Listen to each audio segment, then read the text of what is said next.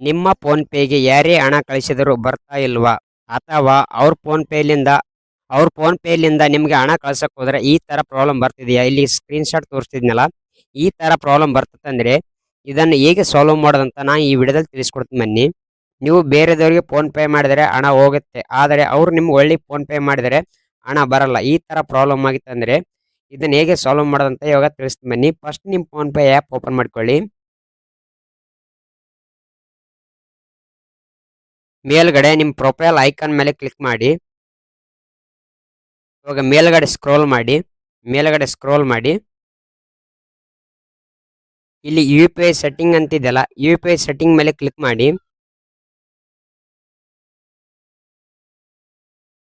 ಇವಾಗ ಇಲ್ಲಿ right side U P I number ಅಂತಿದೆಯಲ್ಲ, ಯು ಪಿ ಐ ನಂಬರ್ ಮೇಲೆ ಕ್ಲಿಕ್ ಮಾಡಿ.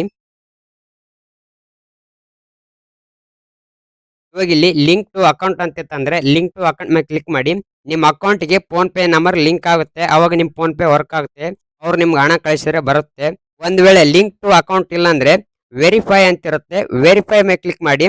ನಿಮ್ ಮೊಬೈಲ್ ನಂಬರ್ ಅಕೌಂಟ್ಗೆ ವೆರಿಫೈ ಆಗುತ್ತೆ. ವೆರಿಫೈ ಆದ ನಂತರ ನಿಮ್ ಫೋನ್ ಪೇ ನಂಬರ್ ಯಾರೇ ಹಣ ಕಳಿಸ್ಲಿ ಅವಾಗ ಬರುತ್ತೆ. ನಿಮ್ ಮೊಬೈಲ್ ನಂಬರ್ ವೆರಿಫೈ ಆದ ನಂತರ ಬರುತ್ತೆ.